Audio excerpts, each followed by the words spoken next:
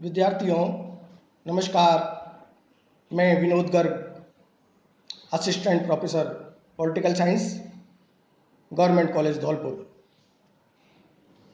मित्रों, कल की वीडियो में हमने मंत्रिमंडल का निर्माण और रचना के संबंध में चर्चा की, साथ ही मंत्रिमंडल प्रणाली की जो विशेषताएं हैं उन पर विचार विमर्श किया। आपको विदित है, लोक सदन में बहुमत दल के नेता को सम्राट के द्वारा जब प्रधानमंत्री नियुक्त किया जाता है तो यह परंपरा प्रारंभ से ही वहां बन गई थी कि प्रधानमंत्री कॉमन सभा से ही लिया जाना चाहिए। और आज भी ब्रिटेन के अंदर प्रधानमंत्री कॉमन सभा का ही होता है।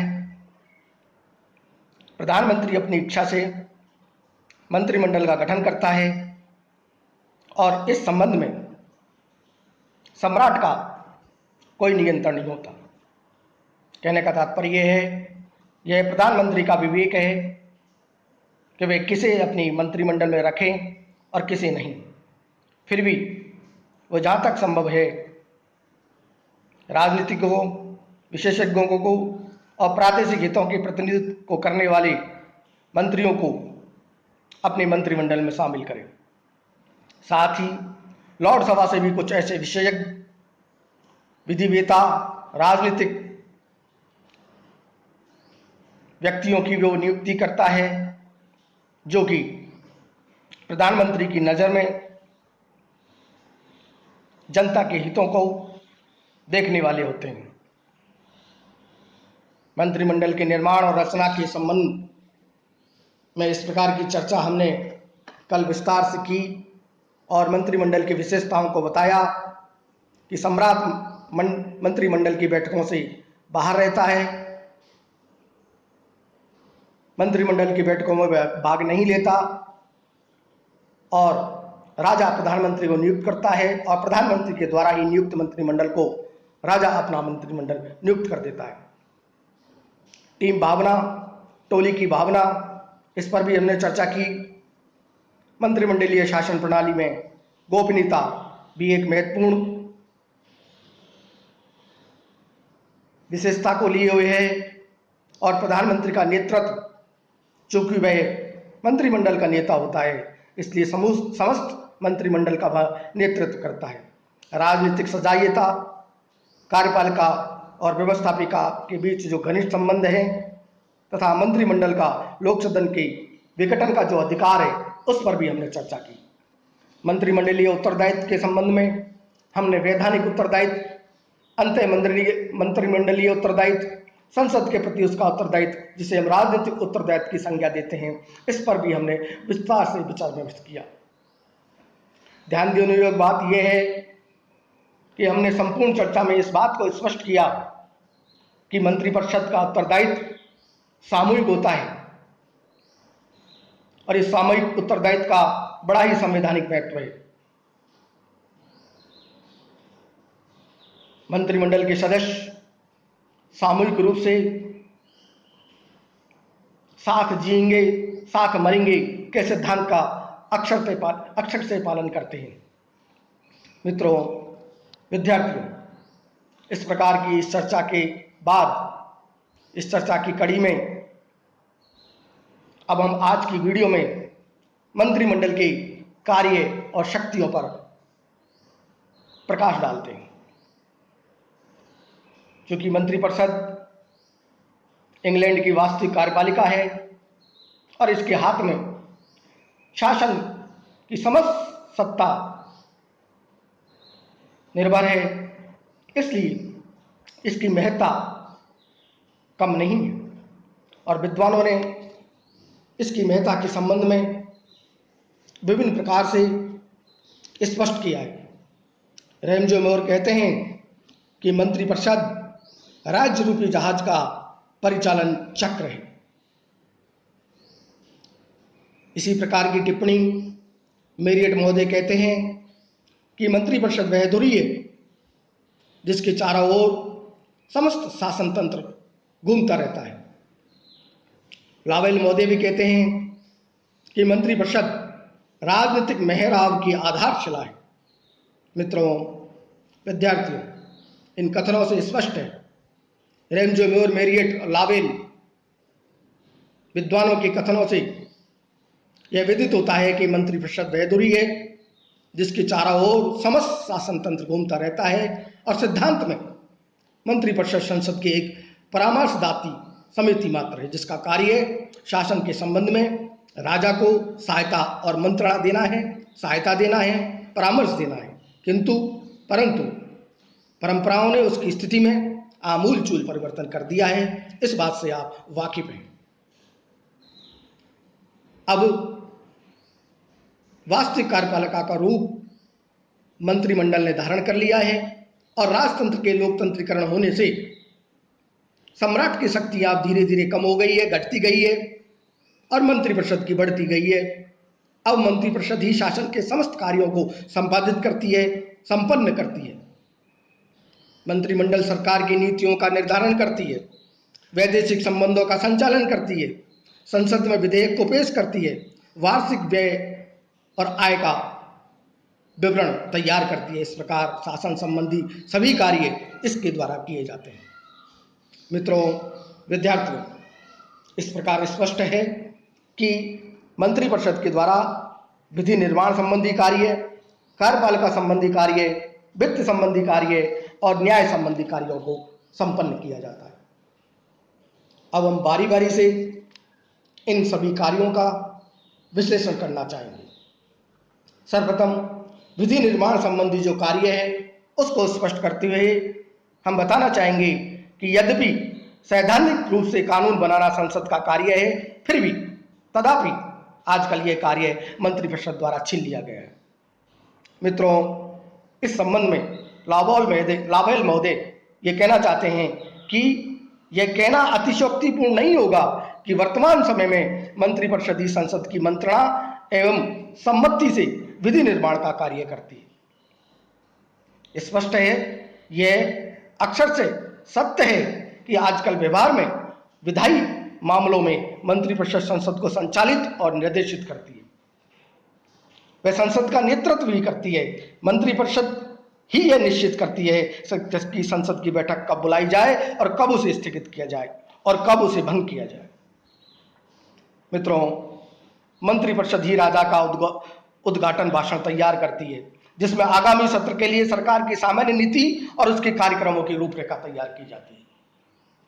विद्यार्थियों, मित्रों, यद्यपि संसद का कोई भी सदस्य उसमें विधेयक रख सकता है, परंतु अधिकांश महत्वपूर्ण विधेयक संबंधित मंत्रियों के द्वारा ही रखे जाते हैं। यह परंपरा है। केवल उन्हीं विधेयकों के संसद द्वारा स्वीकृत या पारित होने की संभावना रहती है जिन्हें मंत्रिपरिषद का समर्थन प्राप्त हो। आधुनिक काल में भी संसद का समस्त विधायी कार्यक्रम मंत्रिपरिषद के द्वारा तैयार किया जाता है और आज मंत्रिपरिषद विधायी कार्यों के मामले में संसद पर पूर्णतः हावी भी हो गई है। कार्टर, रेने और हर्ज ने मंत्रिमंडल को लघु व्यवस्थापिका की संज्ञा भी दी है और लास्की ने मत व्यक्त किया है कि आज के युग में संसद मंत्रिपरिषद के निर्णयों को पंजीबद्ध करने वाली संस्था है। एफ ऑग ने भी इस संबंध में अपने मिलते जुलते विचारों को रखा है, प्रस्तुत किया है और वो कहते हैं कि मंत्रिमंडलीय शासन पद्धति वाले देशों की अधिकतम व्यवस्थापिका के समस्त संसद के समान संसद प्रायः कभी भी पहल या सृजन नहीं करती, केवल मंत्रिपरिषद की नीति की ही समीक्षा करती है और सामान्यतः इसे स्वीकृत और पंजीबद्ध भी करती है। मित्रों, विद्यार्थियों, इस प्रकार इस विश्लेषण में हमने विधि निर्माण संबंधी कार्यों के संबंध में मंत्रिमंडल को ही वास्तविक रूप से कार्य के रूप में दर्शाया है। विद्यार्थियों, अगला कार्य इसका है कार्यपालिका संबंधी कार्य। कार्यपालिका संबंधी कार्य मंत्रिपरिषद इंग्लैंड की वास्तविक कार्यपालिका है, ये तो आप सभी को विदित है। और मंत्रिपरिषद आंतरिक और बाहरी दोनों क्षेत्रों में शासन की नीति का चूंकि निर्धारण करती है। नीति निर्धारण निस्संदेह उसका एक महत्वपूर्ण कृत्य भी है। और मंत्रिपरिषद विभिन्न विभागों की कार्यपालिका में सामंजस्य स्थापित करने का निरंतर प्रयास करती रहती है। सन 1918 की शासन यंत्र समिति के प्रतिवेदन में की रिपोर्ट में मंत्रिपरिषद के जो कार्य बताए गए हैं उन पर हम विश्लेषण करना चाहेंगे। सर्वप्रथम संसद के समक्ष प्रस्तुत की जाने वाली नीति का अंतिम रूप जो तैयार किया जाता है वो मंत्रिपरिषद के द्वारा ही किया जाता है। दूसरा, संसद के द्वारा निर्धारित नीति के अनुसार राष्ट्रीय कार्यपालिका पर जो नियंत्रण रखा जाता है वो भी इसी के द्वारा रखा जाता है और राज्य के विभिन्न विभागों के अधिकारियों में निरंतर सामंजस्य बनाए रखना तथा उनकी शक्तियों को परिसीमित कराना भी ये इसकी कार्यश्रेणी के अंतर्गत माना जाता है। विद्यार्थियों, मंत्रिमंडल में विभिन्न विभागों के चूंकि अध्यक्ष होते हैं और अपने विभागों का वो संचालन भी करते हैं और उनकी गतिविधियों पर नजर रखना उनका दायित्व भी है। मंत्रिपरिषद शासन के विभिन्न विभागों के कार्यों में समन्वय स्थापित करती है और देखती है कि उनमें किसी भी प्रकार का कोई विरोध ना हो।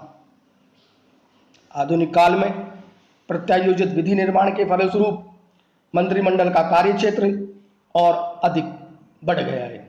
आजकल संसद कार्यभार की अधिकता और विधेयकों की जटिल प्रकृति के कारण अनेक विधियों की केवल मोटी रूपरेखा ही तैयार करती है, खाका ही तैयार करती है और कार्यपालिका को अधिकृत कर देती है कि वे उन्हें क्रियान्वित करने के लिए आवश्यक नियम बनाएं, निर्देश बनाएं।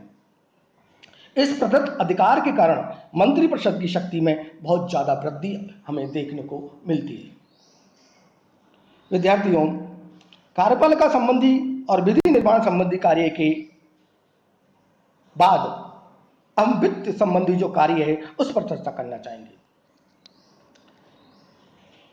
मंत्रिपरिषद को वित्तीय क्षेत्र में व्यापक शक्तियां प्राप्त है, बहुत ज्यादा है और उसका महत्वपूर्ण सदस्य वित्त मंत्री जो होता है वो संपूर्ण देश के लिए वार्षिक बजट बनाता है और उसे संसद के समक्ष रखता भी है।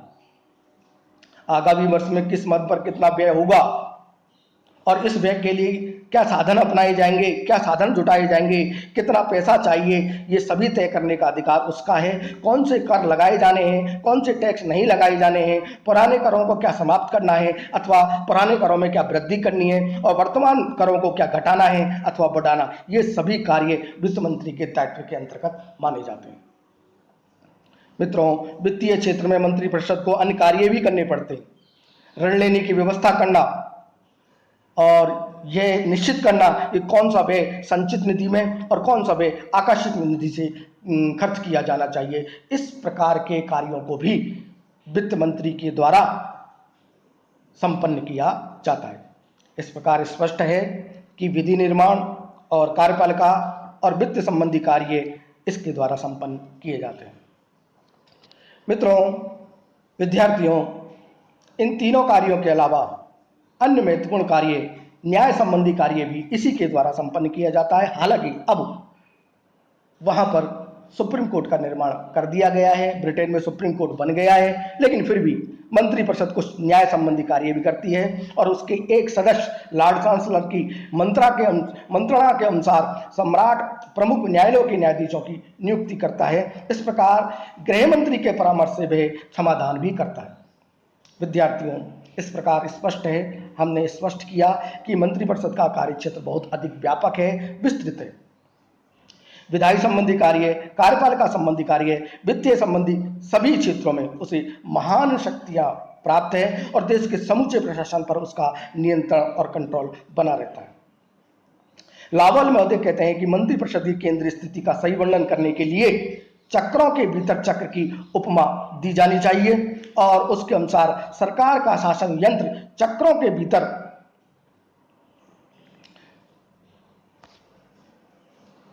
चक्र वाला है। बाहरी घेरे में कॉमन सभा में बहुमत रखने वाला दल आता है और अगले घेरे में मंत्रिपरिषद आता है जिसमें उस दल के सर्वाधिक सदस्य सक्रिय सदस्य बने रहते हैं।